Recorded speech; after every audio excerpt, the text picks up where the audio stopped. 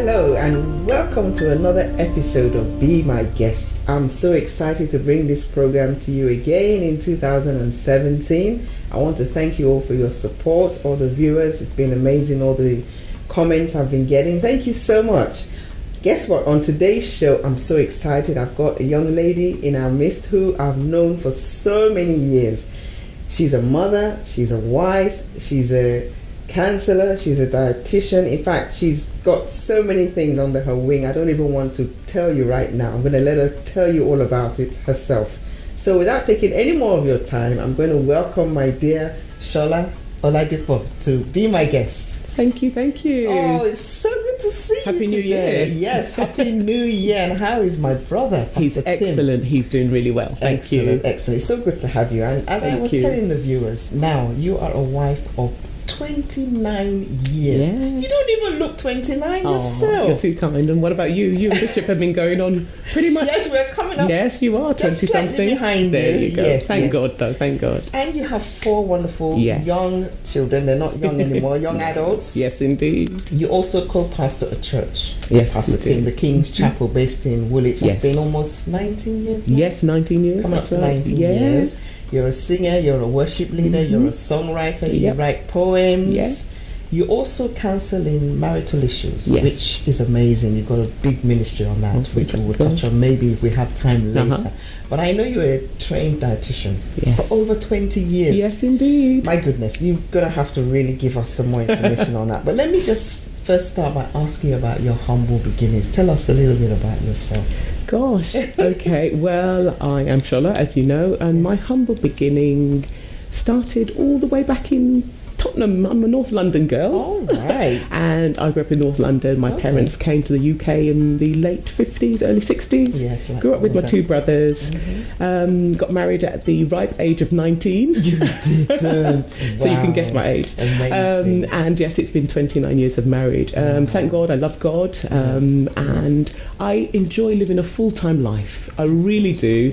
I've got my amazing husband and 4 fantastic children. Wow, amazing. He's amazing. He is, I must admit, he really is. And in terms of my career, my humble beginning, I started dietetics in 1992 in what was known then as North London Polytechnic. I think now it's a university. Yes, that's right. And I actually became a dietitian because after I'd had my son, Joshua, who's now 26, I'd put on a massive amount of weight. And I remember growing up in North London as an extremely skinny teenager, and I hated it. I used to get teased so much about being skinny to the point where, you sort of want to eat a lot more and be bigger. Anyway, after I got married, I must have done something because I did actually, become a lot fatter and fairer. And after I had my son, I remember I was watching a church video, and I noticed a rather large lady. Beautiful, but rather large. And I was thinking to myself, gosh, she looks like me. And actually it was me. And I remember thinking, I didn't, what happened? How did I, gain so much weight? And I remember going home and crying my eyes out because I didn't like what I saw. I went to visit my GP, like you do, and I said to my GP, I think I've put on too much weight. I've just recently had a child. What do I do? And I remember clearly my GP was a lovely Caucasian gentleman, gave me a diet sheet. It was an A5. It was lopsided. It must have been photocopied over and over again. And it said, don't eat potatoes, don't eat bread, take plenty of exercise. Took the diet sheet, went home, cried my eyes out. Oh my gosh. And then I thought, what can I do about this? So I looked into dietetics as a profession, and I'd never heard of it before, actually. Neither had I. And long and short of it is, I became a dietitian in '96, and since then, sort of just enjoyed the profession, and here I am. That's amazing. So, did you study any other? No, I've always studied nutrition. I think I started off always in the scientific field. Always wanted to work with people and sort of do something scientific. My father, of blessed memory, if he had his way, I would have been a pharmacist, and I was going along that road. And then sort of took a break when I got married. So after I got married, I went back to uni to study nutrition and dietetics, which is quite an unusual degree because it's a 4-year. You do your 3 years, and it's like doing an additional year. And the rest is That is amazing, because I haven't heard of anyone. I know back home from Africa, they want you to be either a doctor or a lawyer, or an architect. Indeed. So for you to have followed your heart and gone through with this profession, and you're still working in that profession, that's amazing. Yeah. So I think you have to give us a bit of enlightenment in the area of nutrition and dietary requirements, because this is the first quarter of the year, and as you know, everybody wants to look good for that summer holiday. Put your bikini on, I'm going to wear a bikini, but so everybody's really conscious about how they look. I mean, I recently joined something just to understand what it means to eat healthy, and I'm trying to do my gym 5 times a week where I can. So you tell us from your experience what we really need to do. Okay. Yes. First of all, I will say that my specialty area in dietetics was nothing to do with losing weight at all. Okay. It was quite around chronic illnesses and people that have lost a lot of weight. So my area of specialty was in HIV and AIDS. Okay. And then I moved into tube feeding. So I looked after people who lived in their own homes, who had cancer or some kind of children born with a congenital disorder, where they had perhaps had no tongue or no gut, and they'd had to live on a tube feed. So that would be my caseload. And then I sort of moved on to different areas of dietetics. I worked in the NHS for about 16 and a half years, and also worked in Nestle, the food company. Oh, really? Okay. Sort of mishmash that all together, and I had this desire to, I don't know, just talk to the body of Christ about nutrition. Okay, yes, we need it. We definitely need it. We eat too many oily foods. The beginning of the year is that time that everyone wants to do something about weight, isn't it? And, I think it's very fashionable now, actually, to be doing something or following some kind of regimen. Yes. In terms of my passion right now around nutrition, is really to see the body of Christ invest as much as we do spiritually in our physical body, because of the go ye therefore mandate of our lives. You can't go ye therefore if your body's sick. That's true. And I think I've witnessed a lot of people who are unwell because of what's on their plate, and perhaps what we put on our plate is a combination of what we believe, of our culture, the way we were raised, and it's almost, I'm trying to say to people in the body of Christ, let's be physically fit, but also let's invest a bit more into being, so let's be spiritually well, but also let's be physically well, and I think that's, at the moment, that's my mandate. I'm sort of trying to get out there I think that's so important for churches. We recently had someone on our show who spoke about the mind, matters of the mind, depression, stress, things that we overlook because we don't really preach about it. We're always talking about faith and that, but people are going through things. And I think the body is also important. If we're going to do anything spiritually, we need to be strong, we need to be sound in our mind and our body. Everything. We can't be so spiritually minded we're of no earthly use. So I think this is a wonderful thing you're doing. And what are some of the things that you've been able to bring to some of the churches you might have started with? So what I did, I left the NHS in May 2016. Oh, okay. And very brave step, but I think I needed to do it. And I think, if anything, I kind of delayed a little bit because I was afraid. Yeah, I know what took that step of faith, and God has been so good. Yes. And I started my own company called Food for Purpose. I thought I saw something like that on Facebook. Yes. And Food for Purpose is really about educating black minority ethnic faith groups. Right. And I've really pigeonholed them deliberately because in my career I'd always see people who are from a black minority ethnic group, and often because dietetics is a very, very white middle class profession, yes, it is. You stand out as a black dietitian, but patients would come and they'd sort of feel this resonance of familiarity, particularly if they're from West Africa and the Caribbean, they'd talk to you about their foods, and you'd have a lot in common. And I found that a lot of people that had come to the UK really didn't understand how they could live healthily with what we call our foods. That's right. And would be advised most of the time by people who weren't from their background. Yes. And they wouldn't get it, so they wouldn't do anything. That was sort of one group. The other group were those who would be in denial about their diagnosis or their physical condition. Right. And people who characteristically, by faith I'm going to be all right. Everything was by faith, praise the Lord. And it was almost to a point where people would have a diagnosis like high cholesterol, hypertension, type 2 diabetes, and they'd walk into my office and say, they say I have. And immediately in my head, you'd think, okay, you're not owning this. And they'd say things like, I'm not saying it's me because, that's for the devil. And it would be, this thing was so bad that, rightly or wrongly so, that they wouldn't want to associate themselves with it. And I get that bit, but they would faith their way through it and in so doing become sicker and sicker. And some of the consequences of type 2 diabetes are often overlooked. People think, oh, well, I'll just have, a bit of sugar in my blood. That'll be all right. But, some of the consequences are, kidney disease, problems with the eyes, hypertension, problems with the feet. So it's so important that people do something. Anyway, with those observations in mind, I put together a package for BME faith groups to say, I understand that you are very spiritual in faith groups.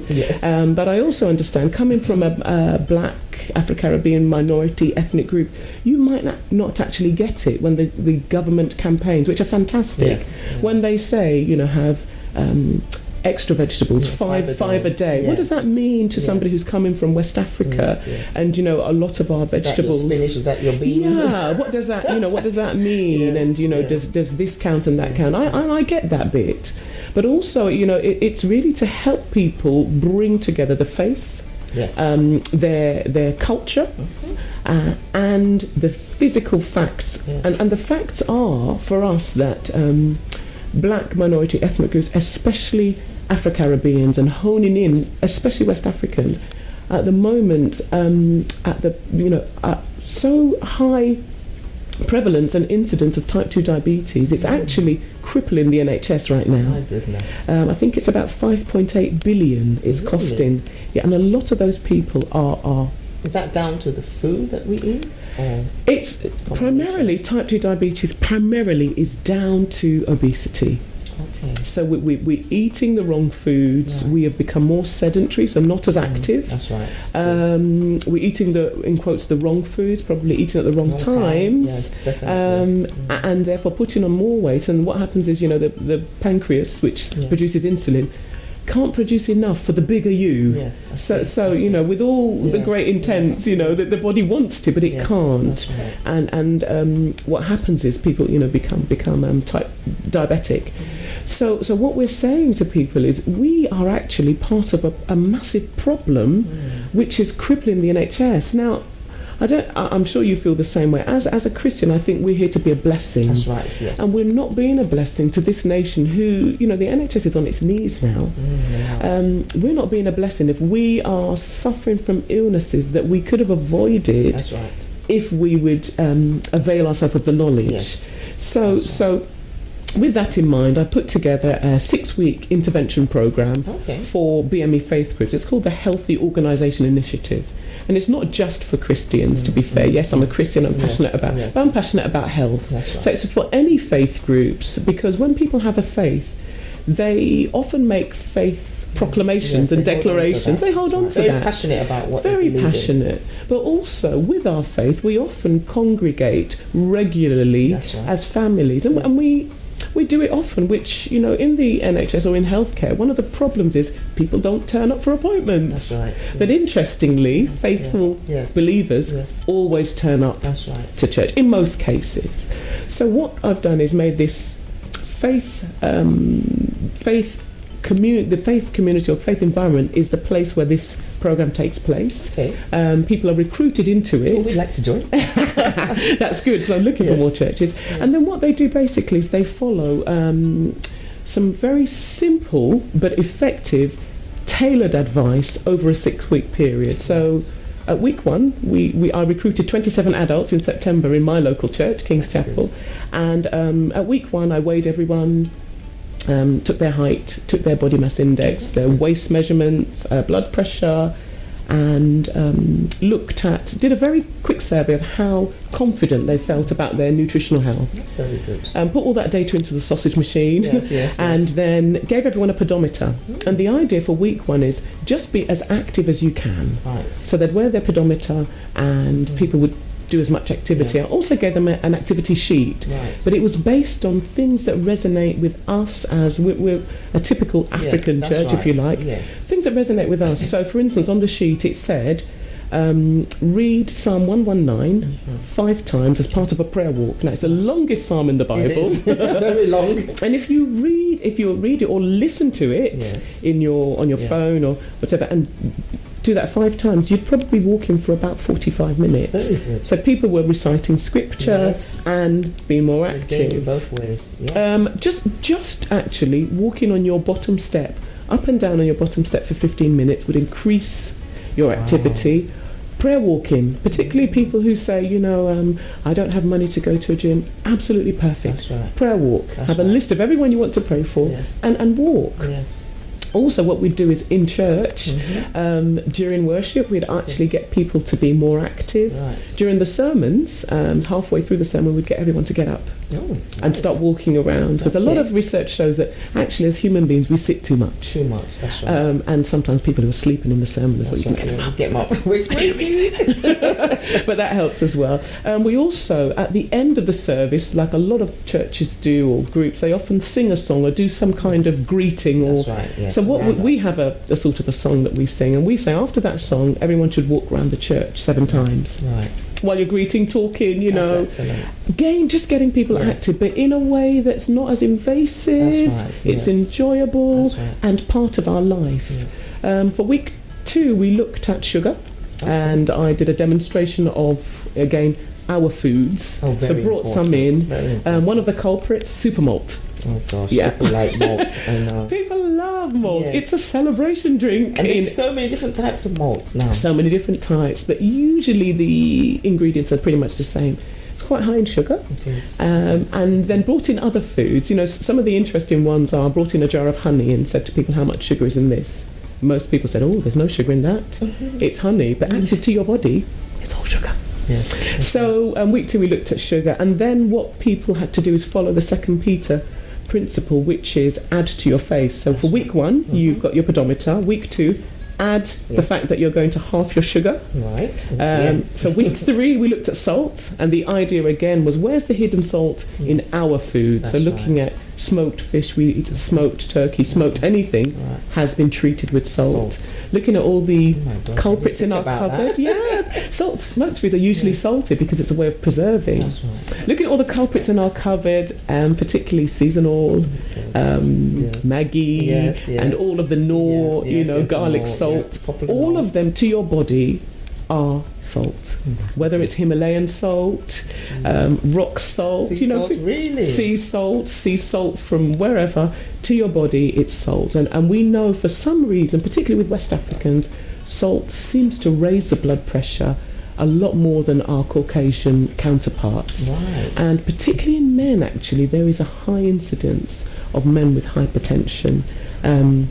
So it's quite important that we get on top of that. Week 4, I think we looked at fibre and really honed in on beans.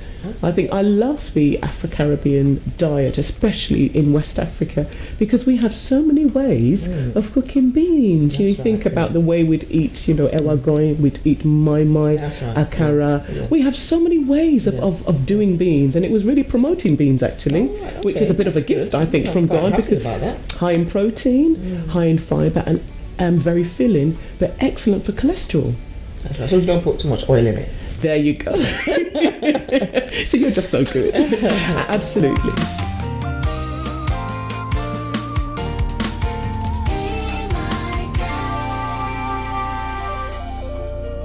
My goodness, my sister, you have covered so much already. Don't even give us week 5 and 6. Okay. Let people come on to the program. Okay. That is just amazing. I'm so used to talking. I'm going to talk for a living. Lovely. Good it's Lord. Lovely. And I must say, I've learned so much in this little space. Have but you? before we go, because unfortunately we're going to have to end the show very soon, I know you've got a program coming up called Sugar Mama. Tell us what that's about quickly and let the viewers know when it's taking place. Okay, so as part of Food for Purpose, aside of the Healthy Organisation Initiative, another initiative I'm looking at is honing in on sugar, because we all eat too much sugar, and the problem is it starts as a child. So often, the Bible says, teach a child in the way to go, and he won't depart. Feed a child in the way to go, and we often don't depart from it. So what I'm doing is I'm calling on parents, carers, teachers, people that look after children, and saying, come along to this day. We've called it Sugar Mama because, we wanted to get people's attention. And what we're looking at is the hidden sources of sugar in our children's diets. But we're starting right from birth and weaning, right up until about age 10. Right. And we're really looking at some of the cultural practices and the myths, like Ogie, some people give babies glucose in water. Some of the malpractice, actually, which is causing a lot of obesity in our children, is putting cereals into babies' bottles. I won't mention the names of the companies of the foods, but there are some that we commonly use. Looking at fatty eaters, looking at how our foods, so as African and Caribbeans, how our foods can be introduced into the diet. Looking at drinks. So a large proportion of our children drink too many sugary drinks, and also taking questions from people. Actually, there's an opportunity for people to ask questions. So it's on the 11th of March, as you've said, at 12 noon, and I'm joined actually by a dietitian from Greenwich Public Health. So it's a collaboration between my company and Greenwich Public Health, and we really just want to empower. We want to empower parents and carers to really see where we can reduce sugar intake, but also encourage our children to eat healthily, so that they perpetuate this behaviour and become healthier adults. Oh, well, it's been amazing, Shola, having you on the show. Thank you very much. It's been such a pleasure. Awesome. We have to bring you back with your husband to talk forward to that. Other aspects of what you do. We're very, very grateful for the information you've been able to give us today. Thank you. And Thanks I'm sure our viewers have also been very encouraged and inspired and motivated by the short discussion that we've had today, looking at some of the ways that we eat, our livelihood, our lifestyle. Even walking makes a lot of difference to your body. You feel good, you breathe in the fresh oxygen that we don't have to pay for, that God has given us. So I think we need to start taking baby steps in changing some of the aspects of our lifestyle, what we eat, what we do on a daily basis. But all the information would have been shown throughout the show, and make sure you attend Sugar Mama on Saturday the 11th of March. But hey, until another episode of Be My Guest, make sure you stay motivated, inspired and encouraged.